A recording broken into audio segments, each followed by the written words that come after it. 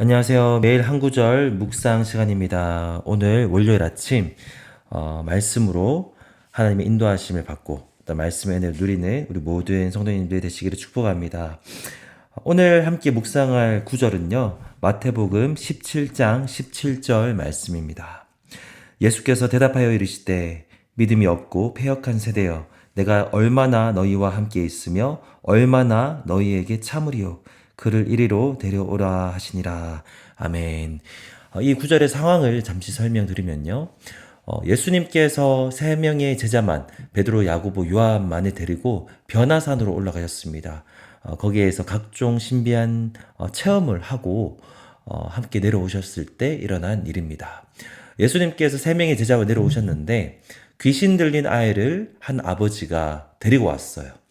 그런데 남아있던 제자들에게 고쳐달라고 했는데 그 남아있던 제자들이 능히 고치지 못한 겁니다.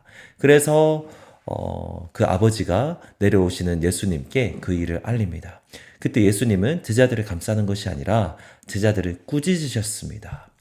예수님은 제자들의 실패의 이유가 다른 다양한 어떤 이유가 있을 수 있지만 그들의 불신앙 때문에 고치지 못한 것이라고 진단을 하신 것입니다.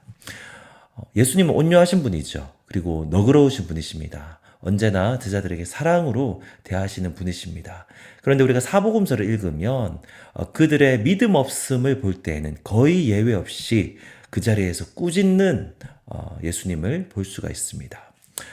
믿음이 없기 때문에 오늘 말씀처럼 믿음이 없고 패역한 세대여 내가 얼마나 너희와 함께 있겠느냐 내가 언제까지 참아야 되겠느냐라고 한탄하면서 그들의 불신앙을 꾸짖은 것이죠.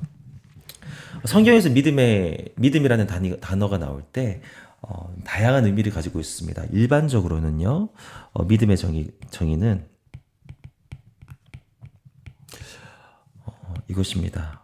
어떤 대상을 마음으로 의지하고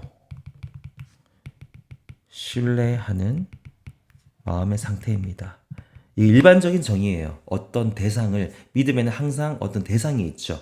그 대상을 마음으로 붙드는 겁니다. 의지하고 신뢰하는 상태를 우리가 믿음이라고 합니다.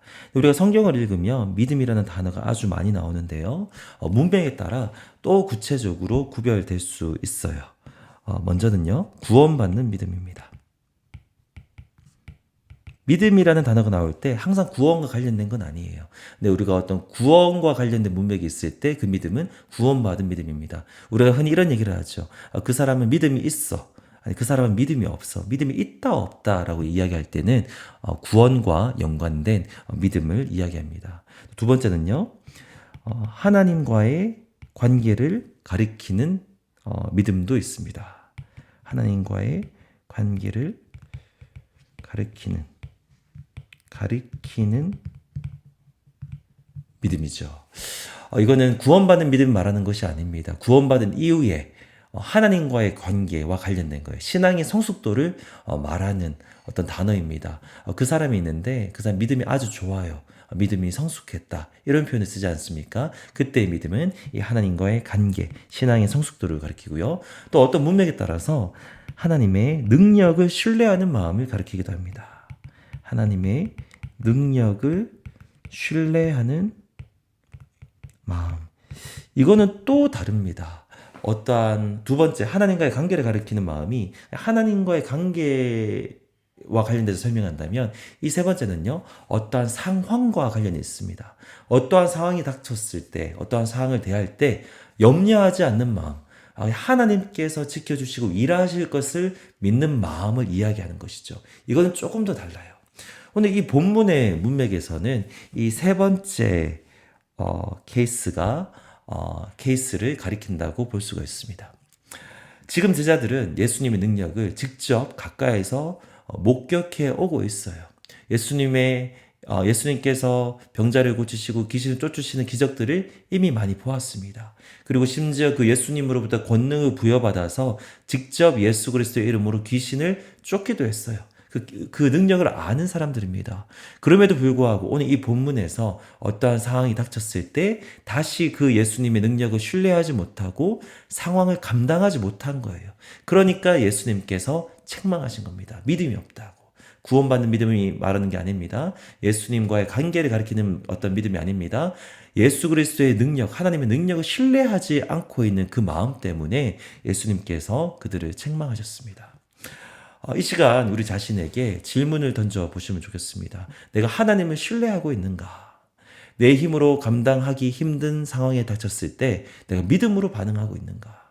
아니면 이미 하나님의 능력을 경험했음에도 불구하고 그 상황에 압도되어서 두려워 떨고 있거나 염려하며 하나님을 원망하고 있지는 않은가? 주님께서는 그 마음을 원하지 않으신다는 것이죠. 이 시간 우리의 믿음을 되돌아보기를 원합니다. 어제 주일에 노진주 목사님께서 귀한 말씀을 또 선포해 주셨는데요. 그 메시지가 생각이 납니다. 순종의 문제에 있어서 우리의 의지보다 예수 그리스도의 은혜와 사랑을 바라보아야 된다는 것이죠. 오늘 약간 문맥은 다른데요. 같은 맥락, 같은 원리입니다. 순종의 문제는 아니죠. 오늘 본문에서는 어떤 상황을 만났을 때, 나를 억누르는 상황을 만났을 때 우리가 염려하지 않고 믿음으로 반응해야 되고 하나님을 신뢰하는 마음으로 반응해야 되고 평안함으로 반응해야 되는데 그 비결은요. 우리의 의지가 아닙니다. 우리의 마음을 우리의 힘으로 부여잡을 수 없습니다. 동일한 원리예요. 그 믿음, 하나님의 능력을 신뢰하는 믿음을 가지기 위해서는요. 하나님의 능력을 바라보는 것이 비결입니다. 그 능력을 묵상해야 돼요. 하나님께서 이미 하신 일을 떠올려 보는 것입니다. 그것이 비결입니다. 언제나 신실하게 일하셔서 우리를 좋지 않은 상황에서 구해내시는 하나님을 바라보는 것입니다. 그 전능하시며 신실하신 하나님을 바라볼 때 우리의 믿음이 다시 우리의 마음을 적시게 될 것입니다. 저는 저와 우리 성도님들이 믿음이 없고 패역한 세대가 되기를 원하지 않습니다. 전능하시며 신실하신 하나님을 함께 바라보며 어떤 상황에서도 믿음으로 이겨내는 믿음의 세대가 되기를 주님의 이름으로 축복합니다. 기도하겠습니다. 하나님 아버지 감사합니다. 오늘 이 마태복음 17장 17절 말씀을 함께 묵상해 보았습니다. 믿음이 없고 패역한 세대라고 책망하신 그 주님의 안타까운 마음을 다시 한 번 더 느껴봅니다.